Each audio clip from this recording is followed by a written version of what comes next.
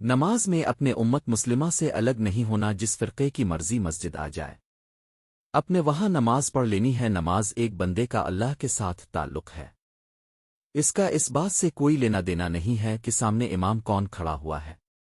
میری تو ایک نماز بریلویوں کی مسجد میں ہوتی ہے، تو دوسری دیوبندیوں کی، اور تیسری اہل حدیثوں کی مسجد میں اور شیعہ کی مسجد میں ہوتی ہے۔ نماز میں آپ نے کبھی بھی امت سے الگ نہیں ہونا، جس فرقے کی مرضی مسجد آ جائے آپ نے وہاں نماز پڑھ لینی ہے۔ نماز ایک بندے کا اللہ کے ساتھ تعلق ہے، اس سے کوئی لینا دینا نہیں ہے کہ سامنے امام کون کھڑا ہوا ہے۔ یقین کریں میری ایک نماز جو ہے بریلویوں کی مسجد میں ہوتی ہے، تو دوسری اہل حدیث کی، تو تیسری دیوبندیوں کی، اور شیعہ کی مسجد میں بھی۔ آپ تو بس یہیں پہ آ کے سٹاف لگا لیتے ہیں نا، میں ہر طرف جاتا ہوں۔ مجھے بتائیں اس پلیٹ فارم کے سوا کون سا پلیٹ فارم ہے جو کہتا ہے سب کو چندہ دو، سب کے پیچھے نمازیں پڑھو، اپنی مسجد الگ نہ بناؤ، اپنا مدرسہ الگ نہ بناؤ۔ میں ہر مسجد میں نماز پڑھ لیتا ہوں۔ یہ تھا مرزا انجینئر کا پہلا بیان، جس میں وہ فخریہ انداز میں کہتا ہے کہ ہم سب کے پیچھے نماز پڑھتے ہیں، اور دوسروں پر مرزا اعتراض کرتا ہے کہ وہ سب کے پیچھے نمازیں نہیں پڑھتے۔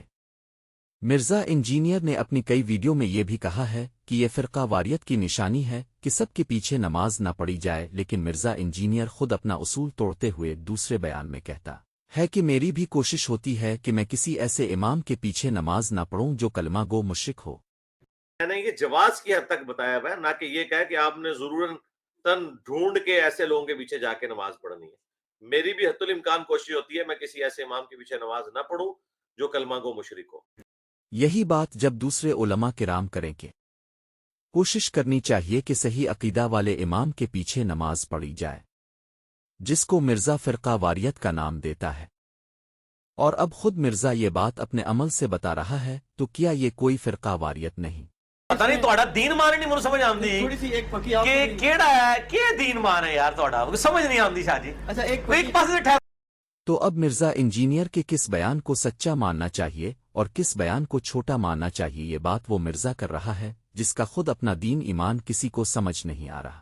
آپ کو بتاؤں کئی ہمارے اسٹوڈنٹ ریورٹ ہوئے ہیں، اگر وہ کسی مسجد کے متولی تھے انہوں نے اپنی مسجد کے اندر وہ سسٹم رائج کر دیا میرے کہے بغیر ہی۔ انہوں نے کہا بھی کل سے امام صاحب نماز رفع الیدین سے پڑھائیں گے، سختوں کے ساتھ پڑھائیں گے، ادروائز چھٹی کریں۔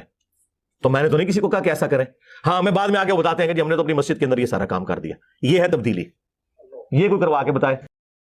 جو خود اپنے اصول توڑتا چلا جاتا ہے، اپنے شاگردوں کے اس عمل کو فخریہ انداز میں بیان کر رہا ہے کہ یہ ہے تبدیلی، حالانکہ مرزے کے اصول کے مطابق تو یہ فرقہ واریت ہے۔